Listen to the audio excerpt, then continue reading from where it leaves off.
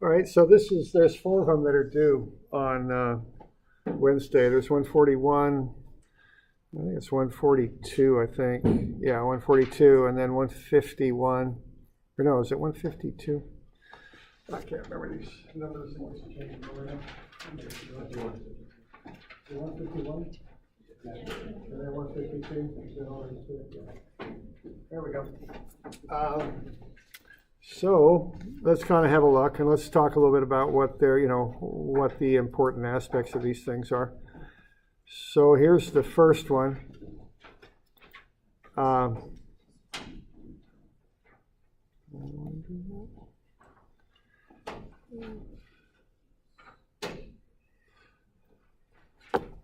All right, so what we got here, when the time is 0, we've got a velocity of 1.2 meters per second. So that's this point right here, okay? And then the velocity of A then increases at a constant 0.23 meters per second squared. Let's find the magnitude of the total acceleration of point A at t equals 3. All right, so that's what we want to do there. All right, so let's kind of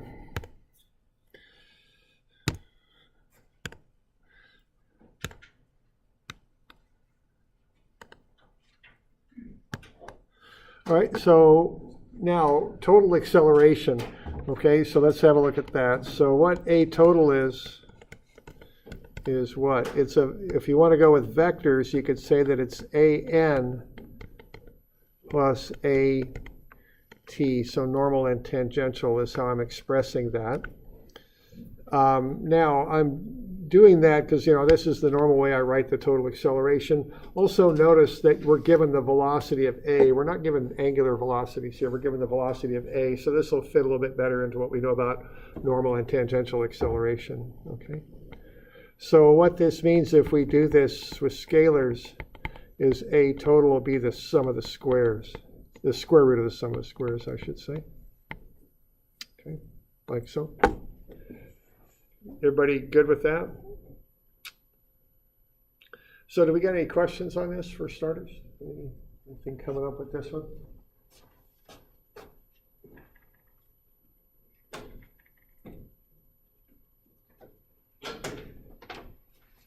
So based just on that, what we want to do is find out what those 2 accelerations are at a time of 3. Now you're given, there's a word we always want to look for, is constant. So we've got the velocity of A then increases at a constant 0.23 meters per second squared. So what if I just write that as a mathematical expression, what would I write? Do you think the velocity of A then increases at a constant 0.23 meters per second squared? Acceleration.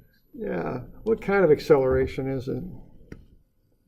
Which subscript does it get? It's tangential, because as the velocity increases, it's tangent to the curve. Okay? And then, were there any variables in there or anything like that? I mean, yeah, there aren't, are they? It's constant. So that's A sub t right there, okay? You got it, all right? We good with that? Okay. So we got one of them, we need the other. We need A sub n. Now, what A sub n is, remember, whenever you've got motion around a curve, you've got this normal acceleration that's v squared over r, okay? So really what we want to find is what's the velocity at 3 seconds. Okay? So that's what we want to know. Okay? Now what we've got here is that AT, which is really tangential, and it's constant, is 0.23. And we also have that V at 0 is what, 1.2? So if you put those 2 things together, you should be able to determine what the velocity is at 3 seconds. It ought to be about 1.89 meters per second. Okay, I'll give you that intermediate answer there, okay? So given an initial velocity and a constant acceleration, you should be able to get to the velocity at a given time. All right? We good with that? We got any questions with that bit?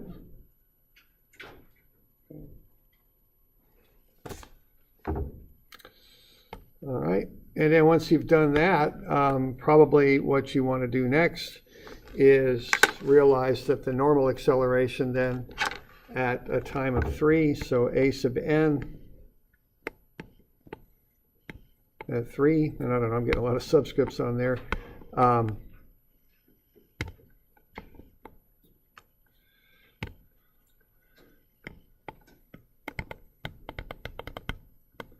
That's going to be v squared over r, so that's going to be 0.714.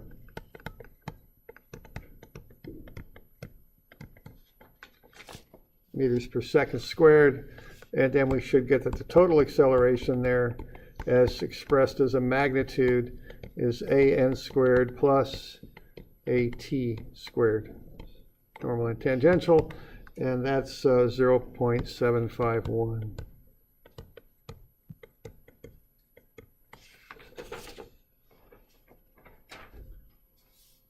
So we doing all right with that one? And the steps, you can walk through that.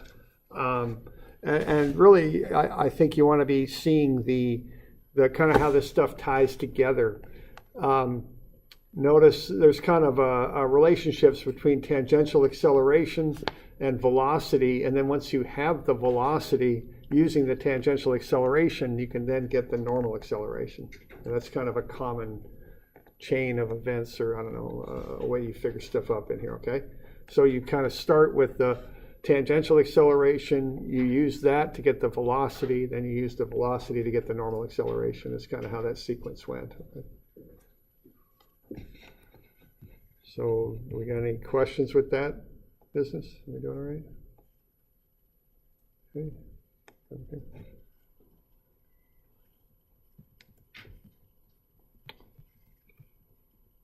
All right.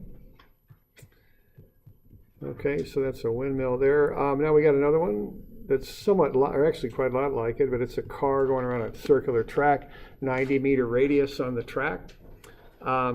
You've got at t equals 0, v is 3 meters per second.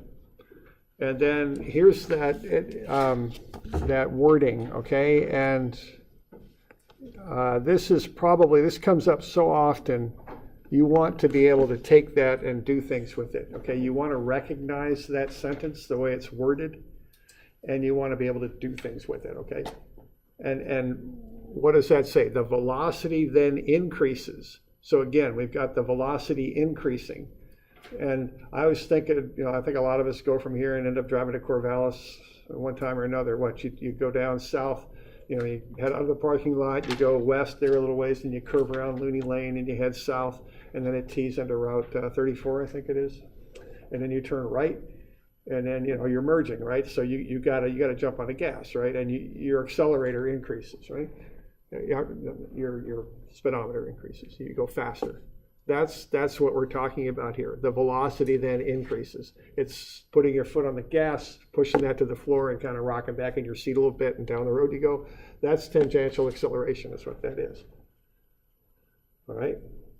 So when I see that, I want to translate that into a sub t. A sub t is equal to 0.12t. And I may or may not need to translate that into dv dt. I didn't really need to do it on the last one, but I think I really need to do it on this one. Okay. So you okay? I mean, you want to take that sentence that I underlined, and for your success in the class, it's important that you can do that with it. Okay. That seems to come up a lot in here. All right.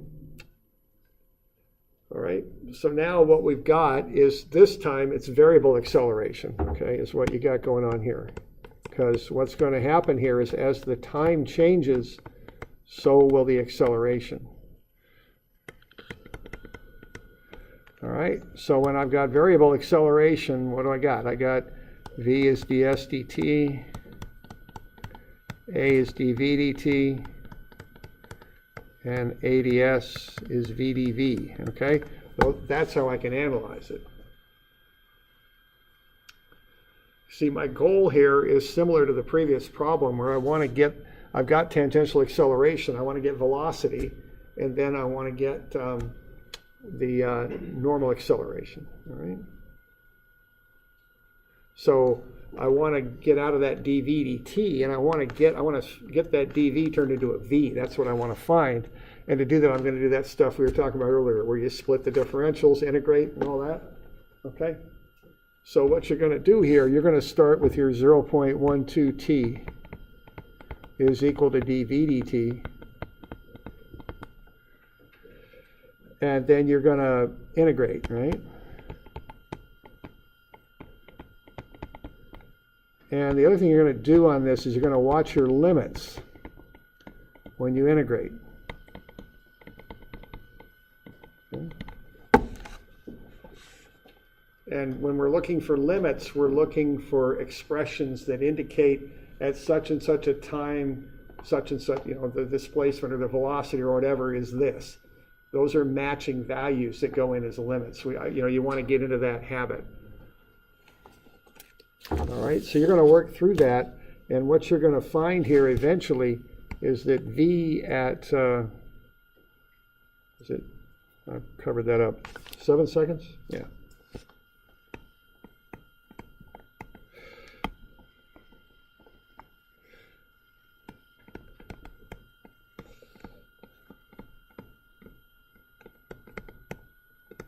It's going to be 5.94 meters per second.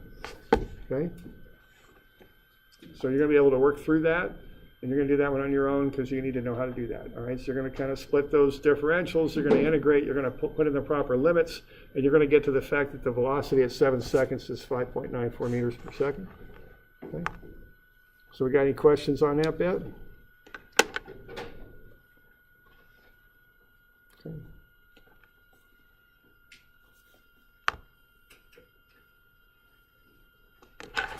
All right, and then what you're going to do is you're going to find a sub n, which is v squared over r, and that's going to be 0.392.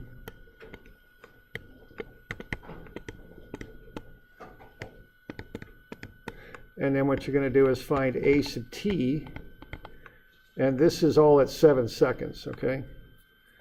So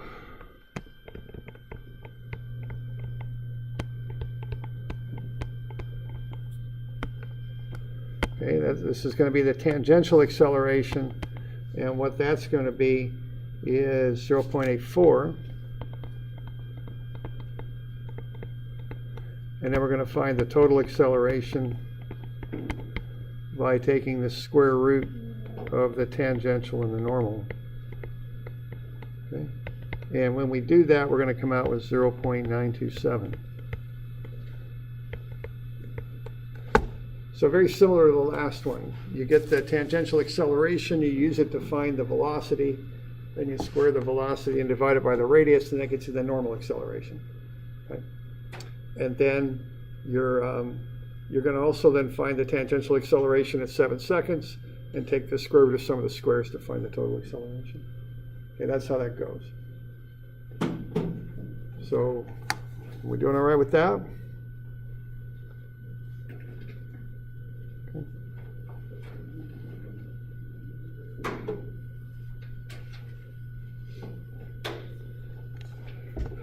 And then the other thing, so we got any questions on that stuff?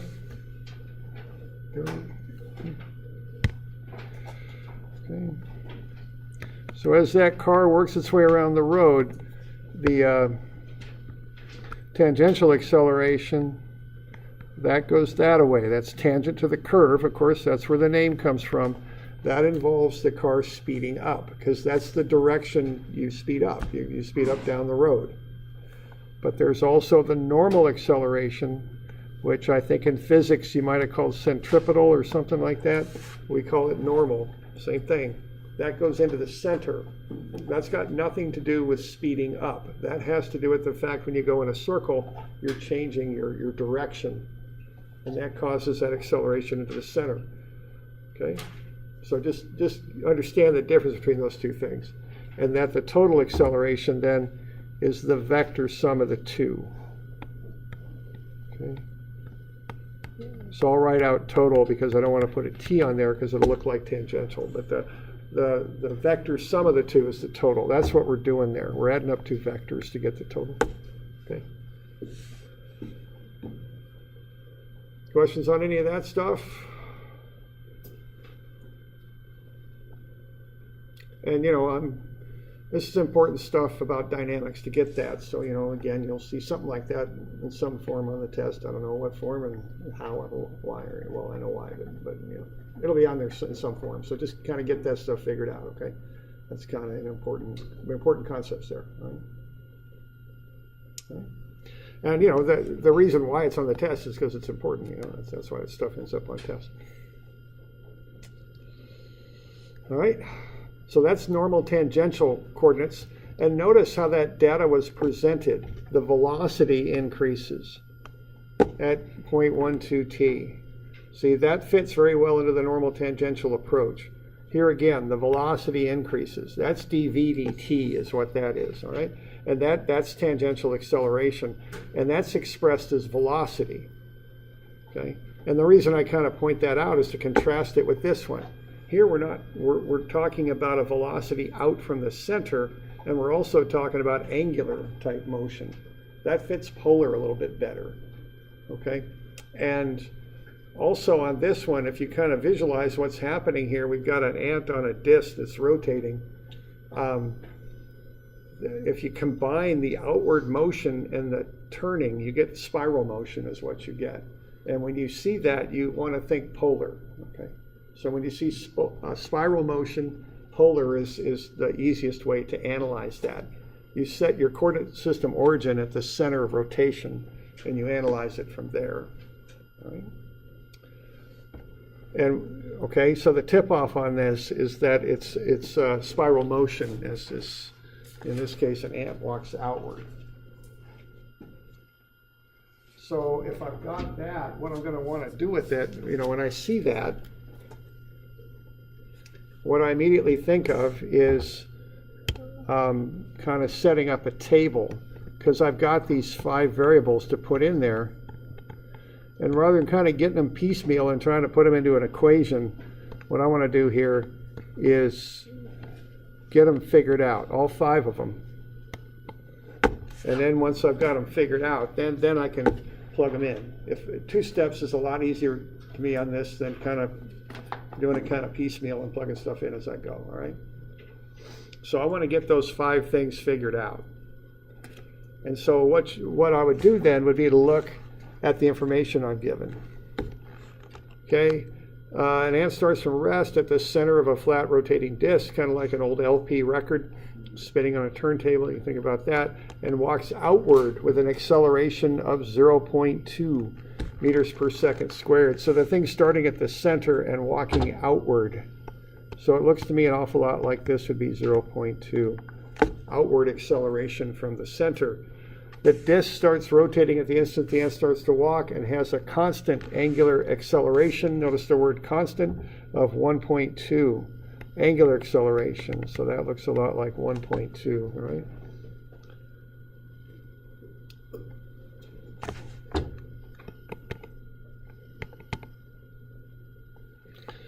Now is that ant going outwards?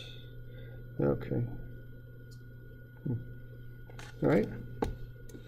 So there you go. So that's what you got. All right, so what you've got, now you want to fill in the rest of the table, and you're kind of going back in what I call the integration direction, okay? As you go down, you're doing derivatives there. That's why the dots accumulate. They mean time derivatives.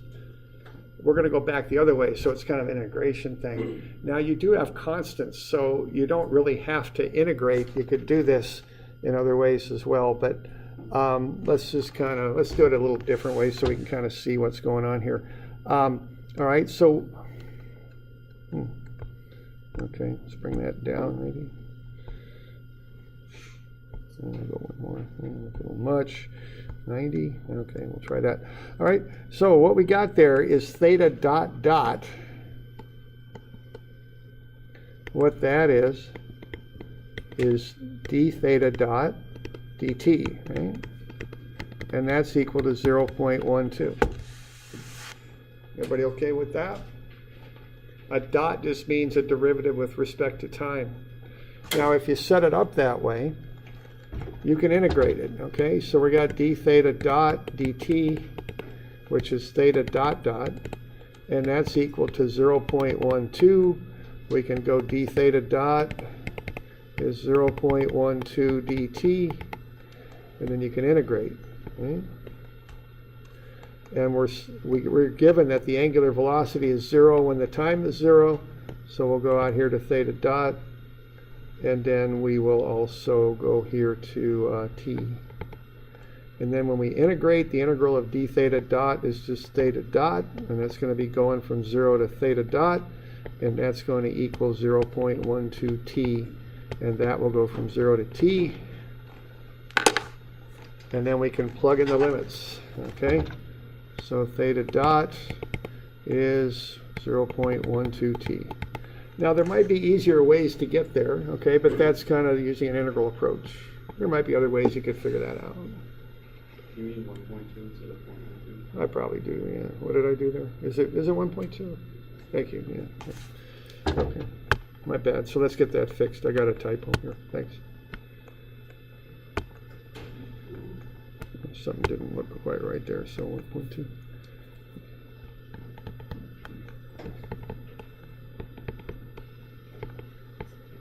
There we go. Okay, so that's theta dot. So I got that. So I can go ahead and plug that in.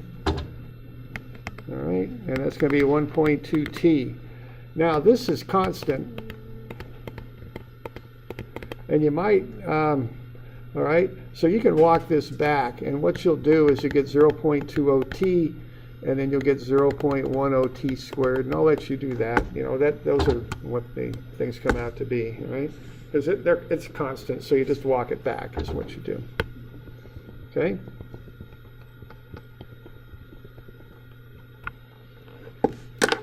So those are now we got that table filled in with variables.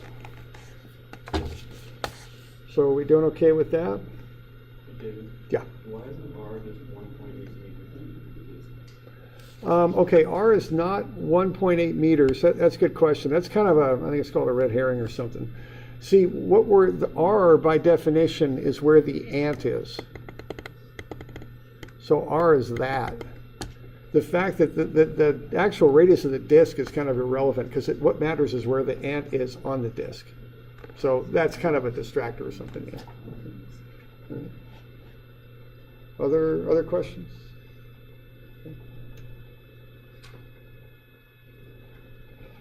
Okay. Now what we got here is t equals 3, so you just plug that in and you'll get numbers here, because that's what we want. Okay, I like numbers. So 0.90, etc., etc. You just get all the numbers filled in. And what, 3.6, 1.2, and all that. Okay, so you get those numbers filled in. And then once you've got the numbers, you just have a formula, or two formulas actually, one for velocity and one for acceleration that you use to figure it out, okay?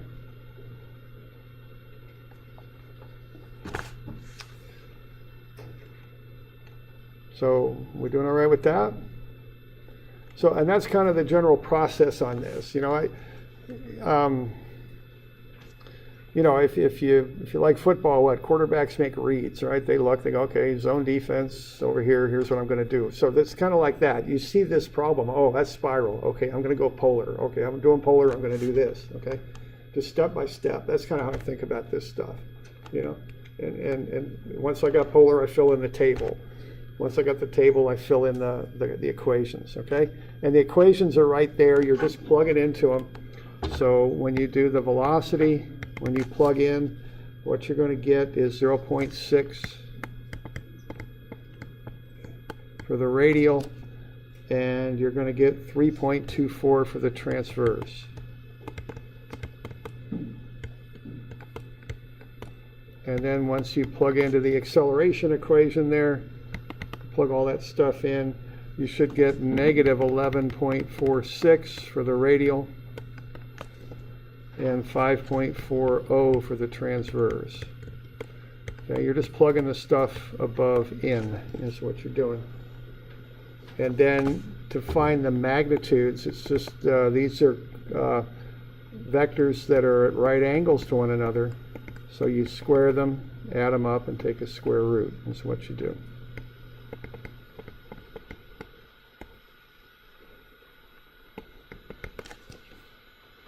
And that's 3.30.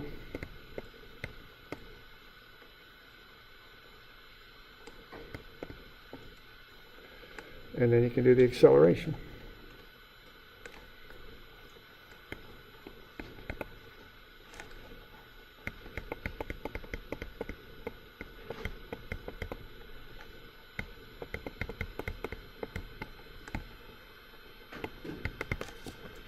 And that's 12.7.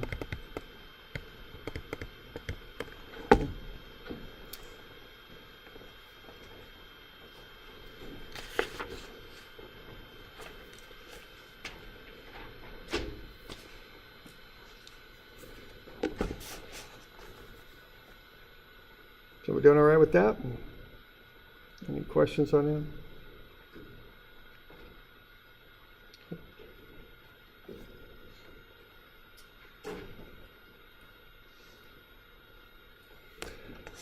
All right. All right, the next one here is more of a defined spiral. It's another spiral problem. So again, that's going to be polar, all right? So you want to, again, kind of figure out this table business with this stuff.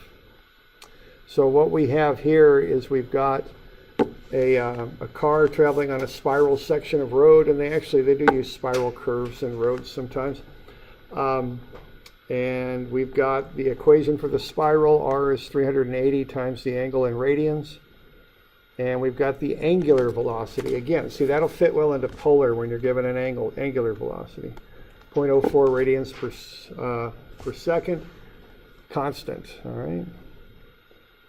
And we want to find the radial and transverse components of velocity and acceleration, and also find their magnitude, and also importantly on the sketch show which way these components act. Okay.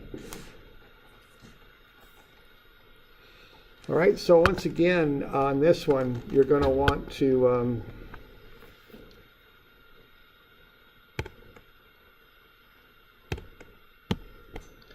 get the table filled in for this. So we want r dot theta dot and theta dot dot. I usually put theta in there. Sometimes you need it, sometimes you don't. So, you know, I just put it in there just in case I do need it. All right. So there's, you know, so here, this one's a little funny, but it may not be solved in the typical way that you're used to solving it. So what we would do with this is, let's see, let's kind of get this stuff over maybe.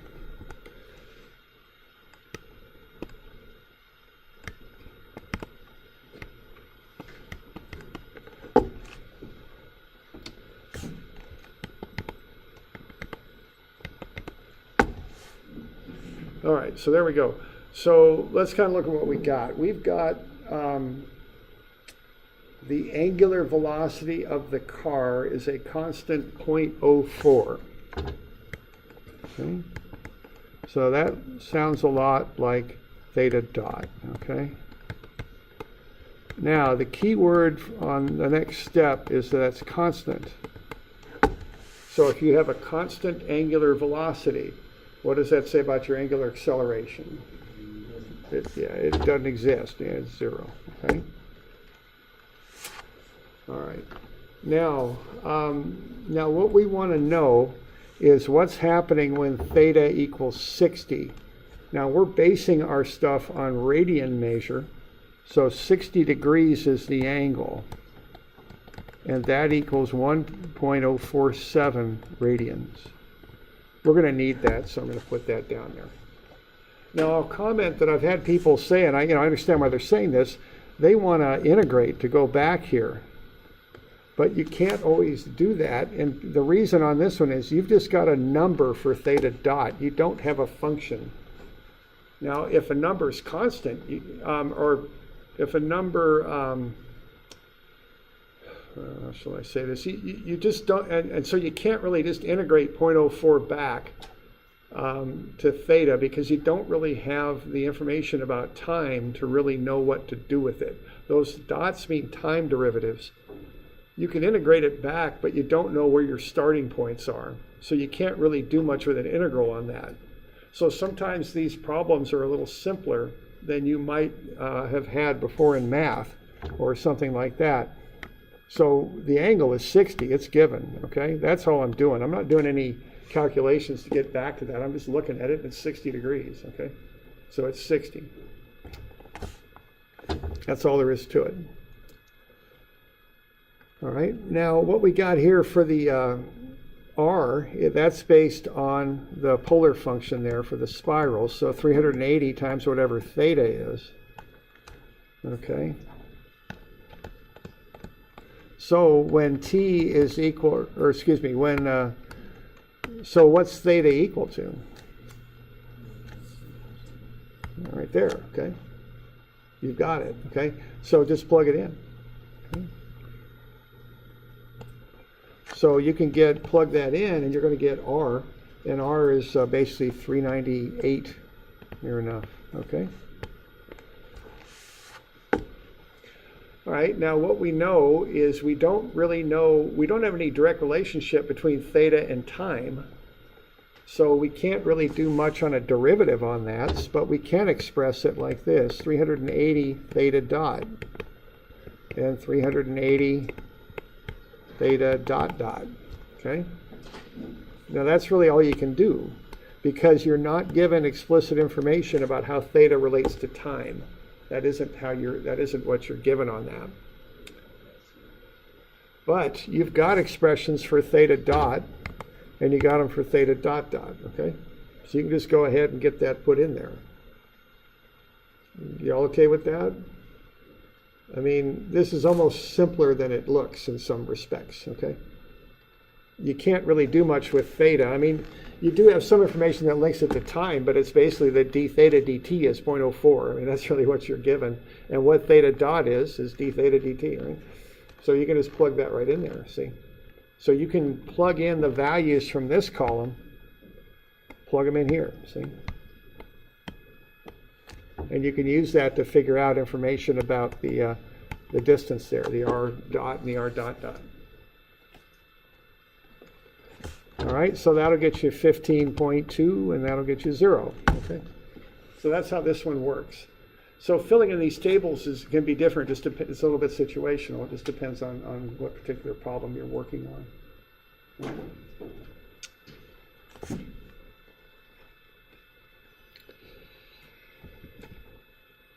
So we got any questions on that?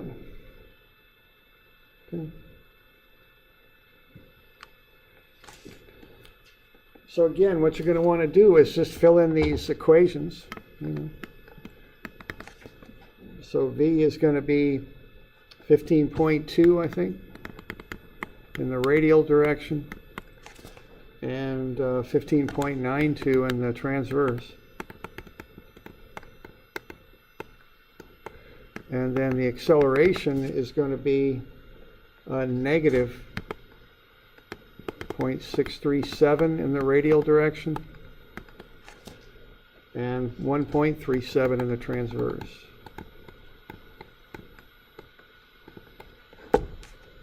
So there's the velocity and acceleration. So you'll fill in those components and then find the total. Okay. So identify its polar. When you see its polar, go into a polar mode on that, radial and transverse. Fill in the table for those 5 or sometimes 6 variables and plug them in. I mean, that's the sequence on that. Okay.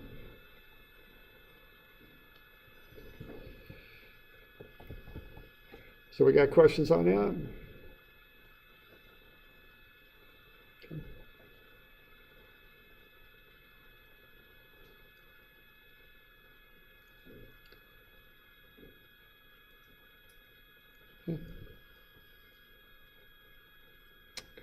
Now, importantly, the last bit, I want you to show the velocity and acceleration and show and label the velocity and acceleration components on these two sketches. So put the velocity on that and put the acceleration on that. And get them clearly going in their proper directions. And we did that in class once. So I'll just have you do that again. And I'll be having a look at that because I want to be sure that you have an understanding of which directions these things point and what that means. Okay, so look back at the axis you're working with. I gave you where the origin is. Pay attention to your signs also because they're significant when you draw up the sketches. We did this already when we went through this stuff. So you should have that for a model of what's going on. I don't know if there's any particular questions on that or not. If there are, I'll listen to them in a minute.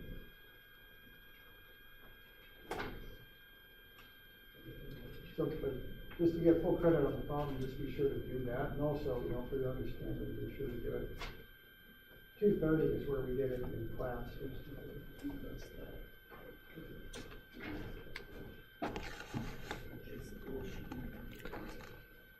So we good with that? Questions?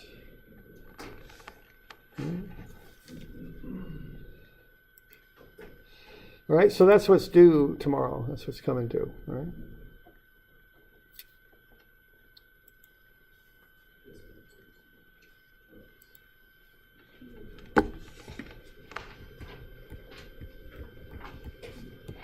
All right. All right, so that's kind of covers the curvilinear stuff that we do. Now we're kind of go off a little bit into what we call relative motion here, just for a little bit. And we started on this yesterday, and we'll try and get through the rest of it here today. Pulley analysis, okay? So this should be on page probably 240 and 241 is where this is at. And we went through this yesterday, where what we did was we looked at the length of a rope in two different positions. The initial position was here, and we calculated up the length of the rope. We included now the important thing for doing that was we measured it from a fixed datum. A datum is a point that doesn't move that you can measure from. In our case, it was that line of A and C. All right, and we measured down to B and down from there to D. We also included constants in there because the dB and the dd alone were not enough to completely describe the length of this rope. So I threw in some constants. They're constants because regardless of what position the pulleys are in, they won't change. So we've got three constants. One is from B up to the end of that block there where the rope starts. The next was the wrap on the small pulleys up around the top. And the last one was the wrap below the big pulley. So that's C1, C2, and C3. So what I did, I just added up all the stuff appropriately to get the total length of the pulley right there, okay? And then the deal was I was going to pull down with the pulley at a velocity of 0.4 meters per second for 1.5 seconds. And that's going to drop this side by 0.6 meters. And so B is going to pull up. So instead of dB now, I've got dB minus whatever that delta B is. And instead of dd on the right, I got dd plus 0.6. And I also have those constants in there. Okay, so I added all those up. And what I got was the length of the rope again. Now it's the same rope, so it's the same length. So I could take those two expressions and equate them together. And the thing that happens is an awful lot of stuff cancels, all right? So the 3 dB cancels, the d sub d canceled, the collection of constants, importantly, cancels. So I don't have much left. All I got is 0 is minus 3 delta B plus 0.6. So 3 delta B is 0.6, so delta B is 0.2.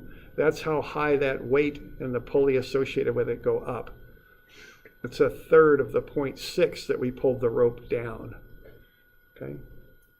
And the velocity then was the 0.2 over 1.5 seconds, which was the time in which this occurred, so it's 0.133 meters per second. Okay. So that's kind of the analysis method, the fundamental one for this, is you just look at the constant length of the rope and write up an expression from it based on fixed datums for the two different positions. Okay? And notice a lot of stuff cancels as when you equate those two expressions together after you collect terms. Okay? So we good with that? That's kind of the fundamental theory behind it of what we're going to do. We're going to simplify this method quite a bit, but this is where you start with it. Okay.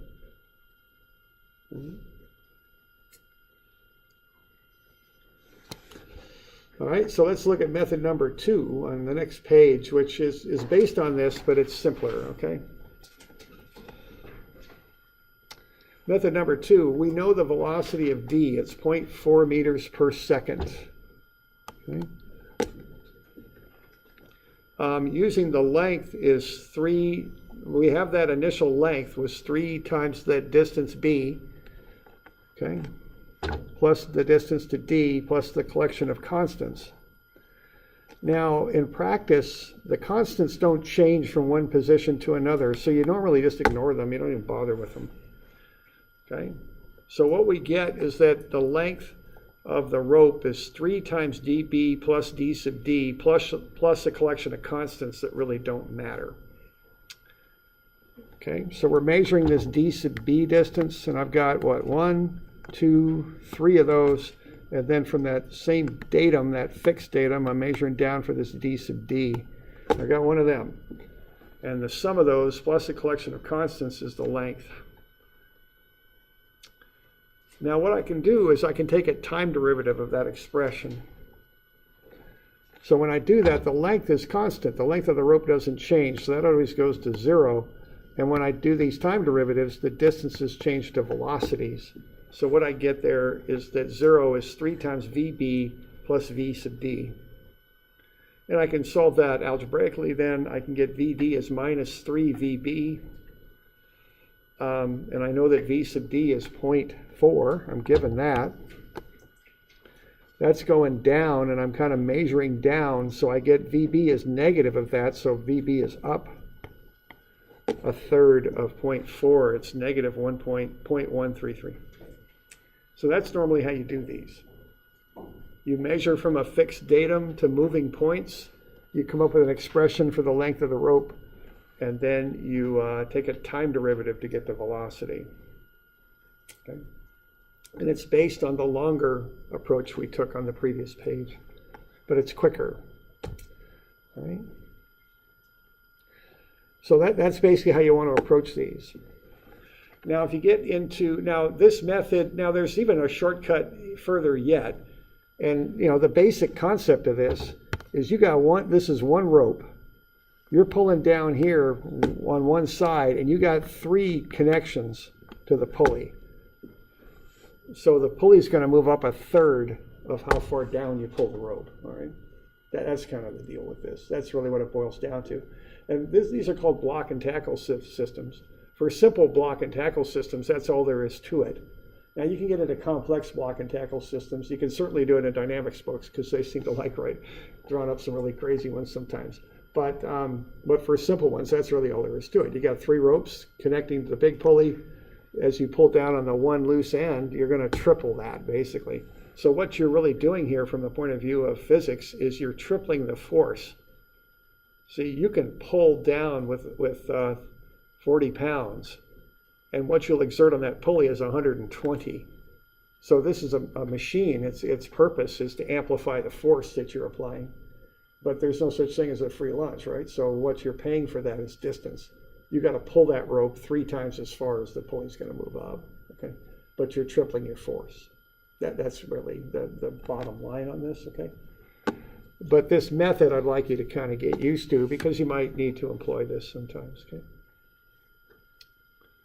So we okay with that, with pulleys here? This is something you mechanical engineers might get involved with sometimes, okay? Maybe civils too, if you're doing cranes and picking stuff up, I don't know. So why don't you do that. So let's analyze this one down at the bottom at 241. We got a couple minutes, so see if you can write up an equation for the length of this rope. Point A is pulled to the left at 2.4 meters per second. Let's find the velocity of that pulley, or that weight D, which is attached to pulley C. So dimension from a set datum to the moving parts. So set datum means a point that does not move. And the dimensions can extend vertically or horizontally.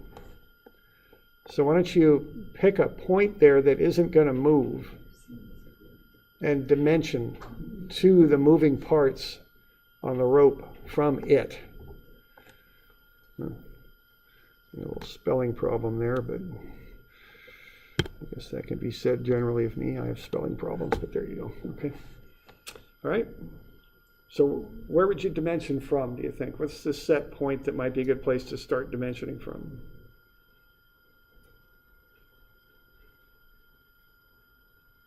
Yeah, I think B is a pretty good idea there, yeah. You can dimension down to the pulley and sideways to A. So why don't you start dimensioning at B? And we got this line for the downs and this line for the sideways. And come up with an expression for the length of that rope. So what's the length of the rope based on dimensions there that you could draw?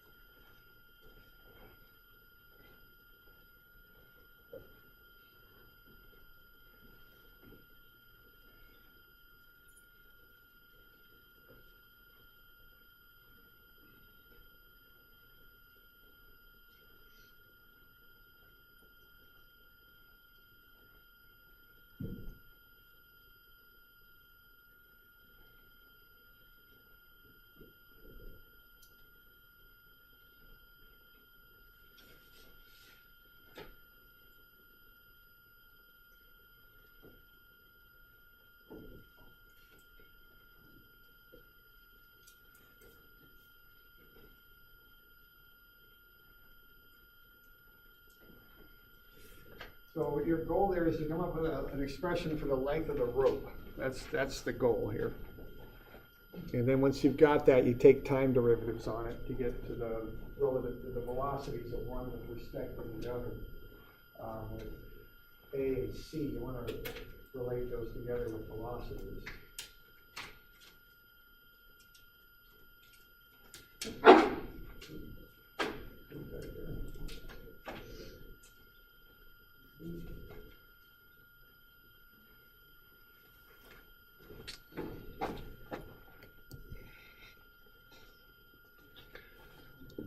So using S for distance, we got SA from B to A, that's horizontal. And SC, I could just as well draw from B. I drew it from the ceiling, but it really doesn't matter. You could draw it from there instead. SC.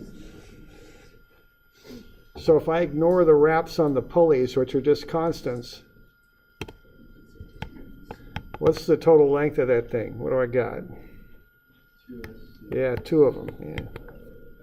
And SA, yeah, there you go. Okay. Then take a time derivative. What's going to happen? L is a constant at 0. 2SC, just the derivative is 2VC, and then plus VA. Okay. That's basically it. And see, you got two wraps on the pulley at C. You got one free end, so you're going to get a 2-to-1 ratio there. Okay, that's what's going to happen. I mean, that's really about all that's going on here. Okay. So you're going to get VC is minus 1.2 meters per second. Again, if you notice the direction you're dimensioning, the minus means it's not going down as the dimension goes, it's going up. That's what the negative means. Okay. Okay, I think I'm going to cancel class on Thursday, okay? Because I got to go up to do some career fair stuff. So I'm not going to be here right around this time on Thursday. So what do we got? Today's Tuesday, right? We'll make this do, yeah, when is this going to be due? Because we don't have school on Monday, is that correct? We don't have school Monday. Yeah, okay. So what do we got? We're going to have, today is Tuesday, Wednesday, Friday, nothing on Monday. Might stack up a little bit, but I guess I'll just make this do Wednesday. Let's do that. Yes. So that's, no, next Wednesday, 23rd, is that right? Yeah, I don't mean tomorrow. Yeah, it's next week, 23rd. Okay, all right. So, so there you go. All right, so that'll do there, I guess.